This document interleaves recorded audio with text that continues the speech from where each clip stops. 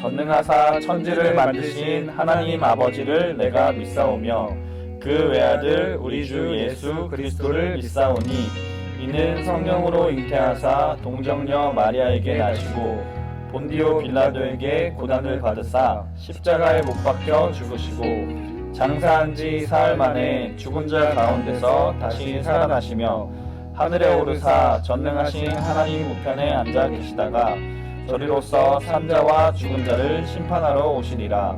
성령을 믿사오며 거룩한 공예와 성도가 서로 교통하는 것과 죄를 사하여 주시는 것과 몸이 다시 사는 것과 영원히 사는 것을 믿사옵나이다. 아멘.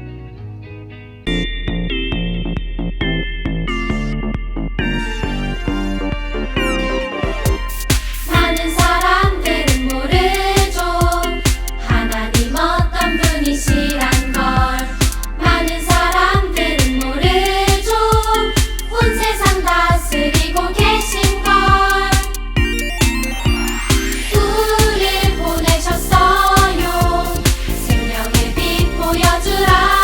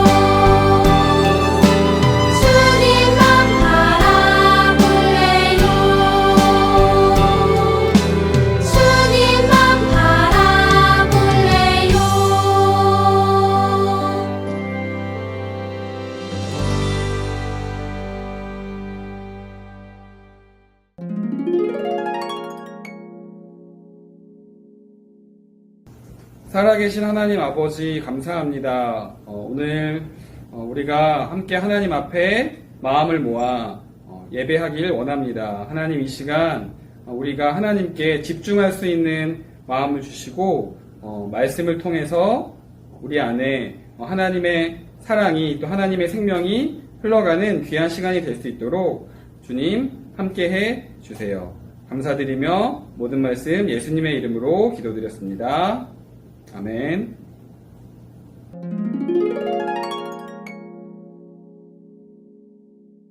자, 지금 이 시간은 하나님께 헌금 드리는 시간 갖도록 하겠습니다.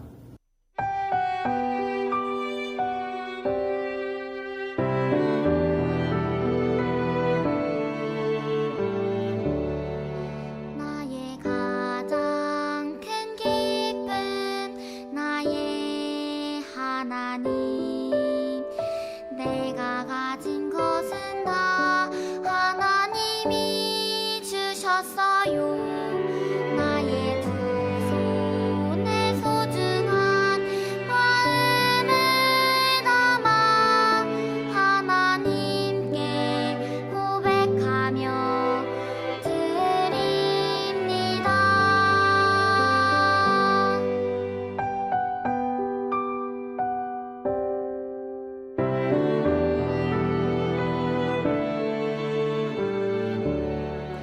나의 가장 큰 기쁨 나의 하나님 내가 가진 것은 다 하나님이 주셔서요.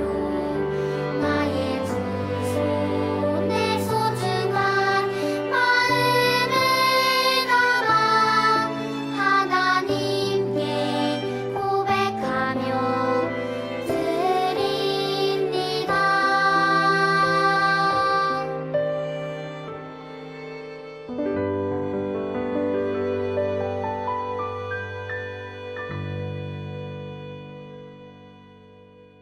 자, 이 시간 헌금을 위해 기도하겠습니다. 하나님 감사합니다. 하나님이 우리에게 주신 모든 것이 하나님의 것이라는 의미로 하나님 우리가 이 시간 헌금을 드립니다. 하나님 이 헌금뿐만 아니라 예배 드리는 이 시간 우리의 모든 마음을 들여 하나님을 예배하고 찬양하는 시간이 될 수 있도록 하나님 우리와 함께 해 주세요. 감사드리며 모든 말씀 예수님의 이름으로 기도드렸습니다. 아멘.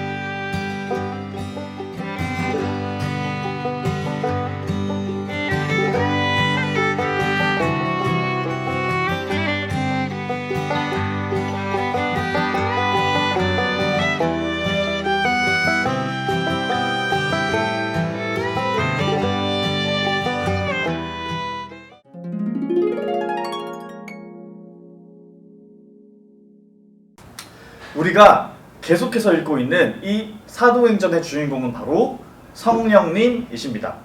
성령님이 사람을 통해서 복음을 전하시는 이야기가 바로 이 사도행전의 이야기인 거죠. 자, 잠깐 우리 이전에 배웠던 것들을 복습해 볼까요? 먼저 이 복음은 원수에게 전해졌습니다. 유대인이었던 베드로와 빌립이 절대로 전하고 싶지 않았던 이방인에게 복음을 전한 일이 있었죠. 그리고 그 다음으로 이 복음은 약한 자에게 전해졌습니다.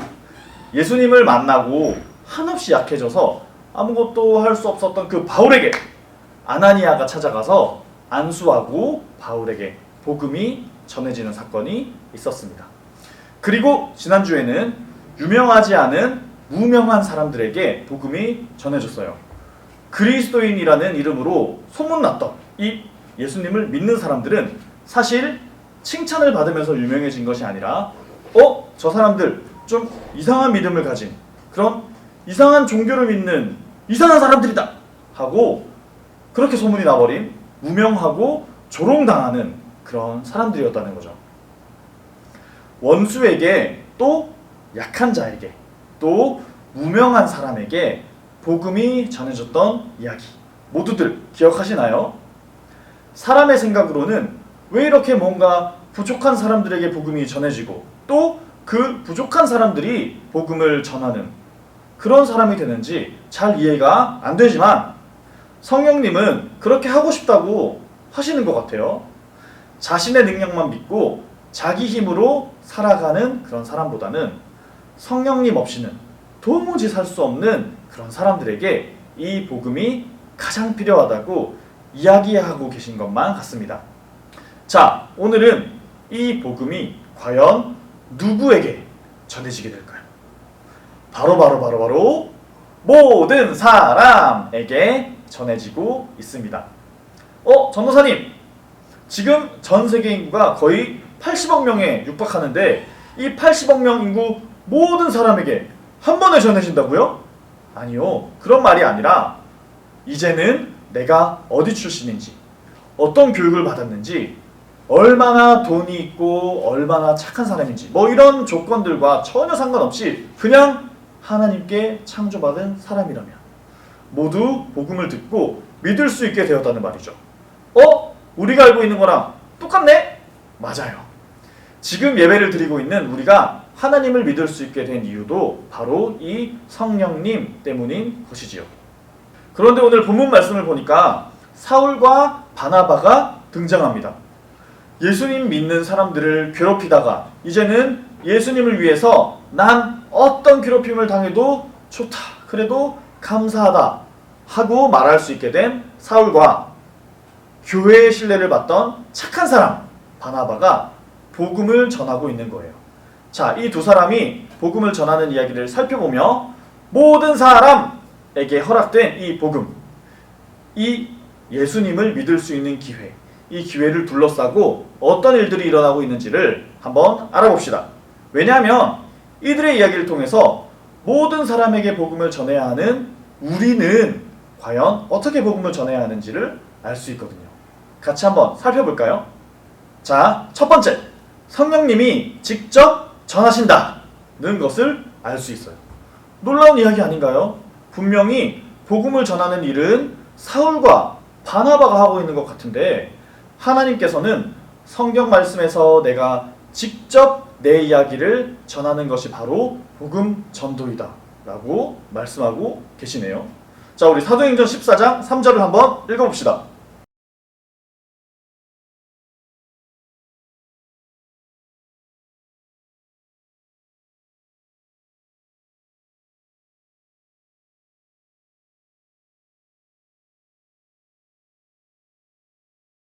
자, 주님께서라고 나오죠. 주님께서 사울과 바나바의 손에 능력을 주셔서 놀라운 기적을 일으키게 하실 뿐 아니라 자기 자신의 은혜의 말씀을 직접 증언하셨다고 적혀 있습니다.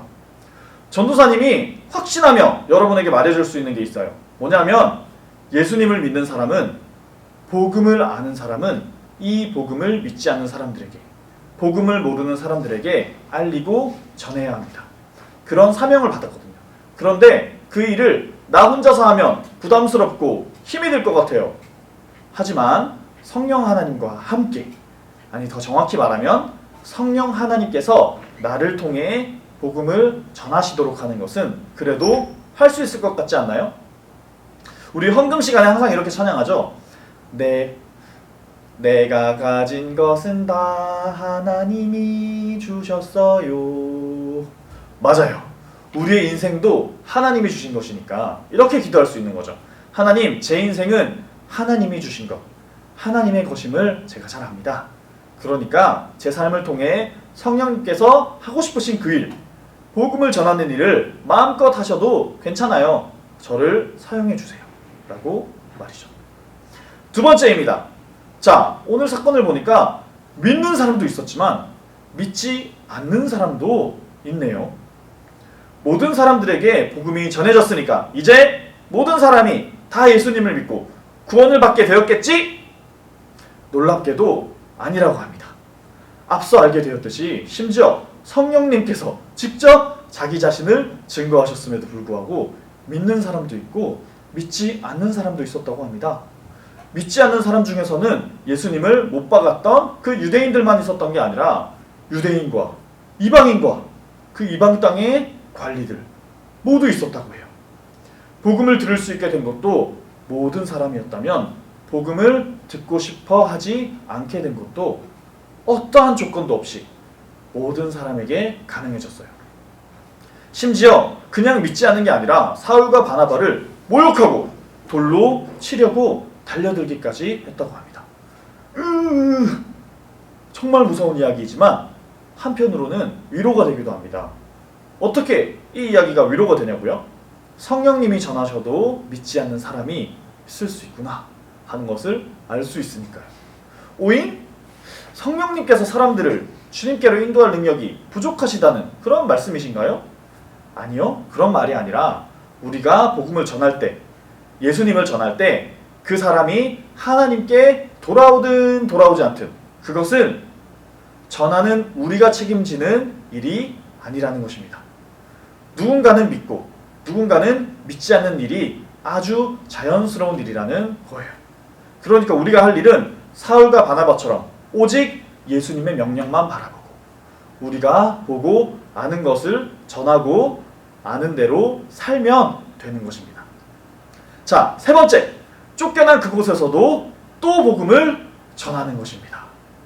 자, 여러분, 종로에서 뺨 맞고 한강에서 눈 흘긴다 라는 속담을 아시나요? 이 속담은 이렇게 이야기해야 돼요. 너 종로에서 뺨 맞아놓고 왜 한강에 와서 눈을 그렇게 뜨고 있어? 이렇게 약간 인상을 찌푸리면서 자, 이 속담은 다른 곳에서 화나는 일을 겪었는데 왜 엉뚱한 곳에 와서 화풀이를 하냐? 그러한 모습을 보면서 생겨난 속담이에요. 자, 그런데 이 속담을 오늘 성경 말씀에 맞춰서 이렇게 바꿔볼 수 있을 것 같아요. 종로에서 뺨 맞고 한강에서 복음 전한다. 오늘 사울과 바나바의 모습이 딱 그런 모습입니다. 성령님이 분명히 가라고 하셨고 분명히 성령님이 함께 계시고 성령님과 함께 복음을 전하고 있는데 하나님 말씀대로 열심히 살고 있는데 이 복음을 거부하고 심지어 나를 적극적으로 쫓아내는 경우를 만나기도 한다는 거예요. 하지만 오늘 사울과 바나바는 쫓겨난 그곳에서 또 복음을 전합니다. 왜 내 말 안 들어줘? 왜 이 좋은 걸 믿지 않는 거야? 왜 나를 다 거절하지? 이렇게 받아들이지 않고 내 삶을 통해 복음이 전해져야 하는 사람에게 성령님께서 복음을 전하실 거야 하는 믿음으로 계속 복음을 전했던 것이죠. 자, 우리는 사도행전을 읽으며 계속 이런 질문을 던져야 합니다. 성령님은 복음을 어떻게 전하시나? 그리고 성령님께서 복음을 전하시는 모습을 보며 복음을 알고 믿게 된 우리도 그와 똑같이 하는 겁니다. 왜냐하면 성령님께서 사울과 바나바와 함께 하셨던 것처럼 지금도 우리와 함께 하시기 때문입니다. 성령님은 복음을 원수, 약한 자, 무명한 사람에게 전하시더니 이제는 모든 사람에게 복음을 전하고 계십니다. 그리고 우리에게 그와 같이 복음을 전하시네요. 성령님처럼 전하는 모습이 뭐라고 했죠? 성령님께서 직접 우리 삶을 통해 복음을 전하신다는 것. 그리고 모두가 다 믿게 되지 않더라도 쫓겨난다 할지라도 우리가 믿고 아는 대로 전하고 사는 것. 그것이 바로 성령님처럼 복음을 전하는 방법입니다. 예수님을 아는 우리, 복음을 아는 우리가 성령님과 함께 이렇게 복음을 전하며 살기를 전도사님이 기도하도록 하겠습니다. 자, 다 같이 기도하겠습니다. 하나님 아버지, 사도행전을 통해서 우리 성령 하나님께서 복음을 어떻게 전하시는지를 배워가고 있습니다. 이 이야기들이 우리에게 큰 힘이 되는 이유는 이제는 그 복음을 전하는 사명이 우리 친구들과 저와 모든 예수님을 믿는 사람들에게 주어졌기 때문입니다. 어떻게 해야 하나님의 복음을 전하고 하나님 나라를 세워가지? 전도사님께 말씀은 많이 들었고 해야 한다는 것은 알지만 두려움이 찾아오거나 걱정될 때도 많습니다. 하지만 그럴 때 이 사도행전의 말씀처럼 성령님이 하셨던 방법을 따라서 잘 복음을 전할 수 있도록 도와주세요. 성령님이 내 삶을 통해서 직접 복음을 전하실 수 있도록 겸손하게 내 삶을 하나님 앞에 올려드리고 이 복음을 받아들이지 않고 거절하는 사람이 있다고 할지라도 내가 그 사람의 마음을 다 통제하고 싶고 그 사람의 마음을 내가 원하는 대로 다 뺏어오고 싶다 할지라도 그런 마음을 다 내려놓고 오직 성령님이 그 모든 일을 진행하시도록 하나님을 믿으며 잘 견디고 마지막으로 우리가 그저 믿는 대로 우리가 선 그 자리에서 복음을 전하며 사는 것. 그렇게 성령님을 따라서 복음을 전하는 복음 전도자로서의 삶을 잘 살아갈 수 있도록 저희와 함께 해주세요. 예수님의 이름으로 기도드렸습니다. 아멘.